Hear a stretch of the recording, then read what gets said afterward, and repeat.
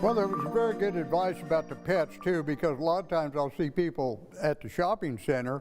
They'll get out of the car and they'll put their pups out and they'll walk up to the store. And then I'm thinking, if you were walking barefoot, how would that feel to you? But it's very, very hot, and in metro areas and a lot of paved areas collect more heat than being out in a more rural area. Nonetheless, we've got a pretty quiet weather map. Now, there's a little trough of low pressure in here. Our upper level ridge is actually backed out here to just west of the Four Corners area, so our flow pattern is clockwise, but we have a little bit of an area of lower pressure that's been in eastern Arkansas. Another one, and where we set up this little trough of low pressure, you do get a little vertical velocity or upward motion. Oftentimes when I talk about these high pressure ridges, I tell you, take two bowls and put them together, and they both turn clockwise. That's high pressure ridge. Well, that low spot in the middle is your trough of low pressure, and that's where we can sometimes do development. A quick word too, if you've been with me for the past 2 or 3 weeks, I've been saying middle August I thought our pattern would change. There's a cold pool of air that's going to drop down into Alaska. When it does, if it can get into western Canada, it'll begin to affect this area through the northwestern U.S., and our high pressure ridge will be dislodged further west, and then the clockwise circulation from the Atlantic and the Gulf will take over.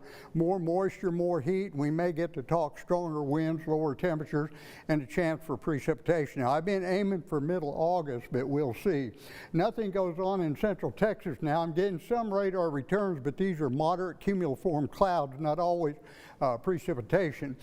You can see our numbers are still up there, a lot of upper 90s instead of the hundreds, but they're still with us. So you're going to continue with this triple digit weather, and even in the upper 90s, a degree or two cooler is not going to make a lot of difference if you don't take all those safety precautions and always check that back seat.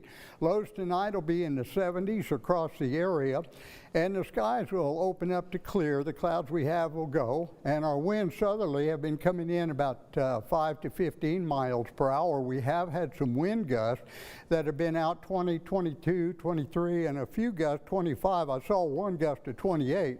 High fire danger, and so those gusty winds don't help. So we'll try about mid-70s tomorrow, aim for 101.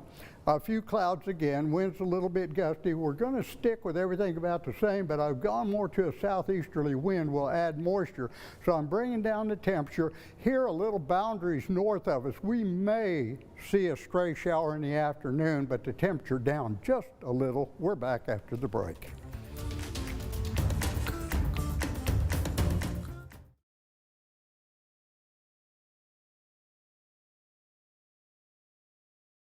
Yeah, for the most part.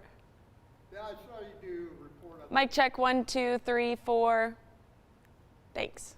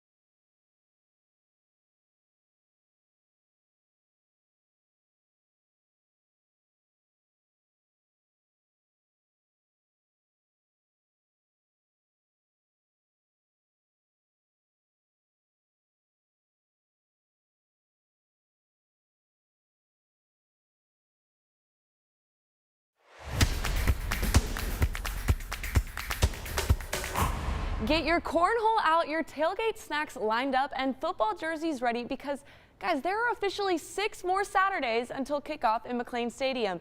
Now, I know we're all tired of these weekends without any college football, so don't worry, the Bears are almost back.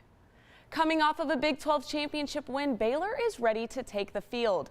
A veteran offensive line and new QB1 Blake Shapen under center will give the Bears strength going into the season. It's a new year, and tight end Ben Sims is approaching this season with a clean slate. Everybody knows who Baylor is.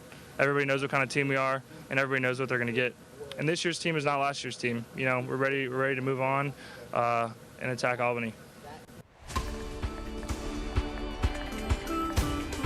Taking it over to the Diamond, it's time to ring the bell. The Highlanders continue to produce big league caliber players. Cole Moore has officially signed as a free agent with the Philadelphia Phillies. Moore had 2 stellar seasons at MCC. During his freshman year, Moore hit .313 with 7 home runs and a team-high 56 RBIs, leading his team to a regional championship. Moore then took his skills to Dallas Baptist University, where he was named to the 2nd team All-Missouri Valley Conference. He is the 5th member of McLennan's 2020 squad to get a shot at the pros. The Texas Rangers came up just short against the A's on Friday night. With a single homer from Ramon Laureano and a 2-run homer from Seth Brown in the 5th, you would think we were watching the All-Star Home Run Derby. Oakland turned a tie ball game to a 4-1 lead all in 1 inning. The Rangers made a late comeback in the top of the 9th, but couldn't get the job done with a final score of 5-4. Texas is looking to bounce back Saturday night in Oakland. It's getting hot in Houston. The Astros came in and snapped the Mariners' 14-game win streak. Yes, you heard that right, 14 games. One more victory and Seattle would have tied for the longest streak in recent franchise history. But Houston said, not so fast. The Astros jumped ahead early with a solo home run for Jose Altuve, another bomber in the 4th from Yordan Alvarez, and Martin Maldonado answered right back with another to make it a 3-0 lead. Houston finished with a final score of 5-2 and is looking to take the series Saturday in Seattle. Breaking records is one thing, but when you can break your own, even better. Sydney McLaughlin has officially shattered her previous 400-meter hurdle record, clocking in at 50.68 seconds at the World Athletics Championships in Eugene. The 2-time Olympic gold medalist has now snapped her own record 4 times in the past 13 months. This win has given the 22-year-old her first World Championship gold medal in the 400-meter hurdles. So it's safe to say that history has been made in Oregon. And that's going to do it for sports. We'll be right back.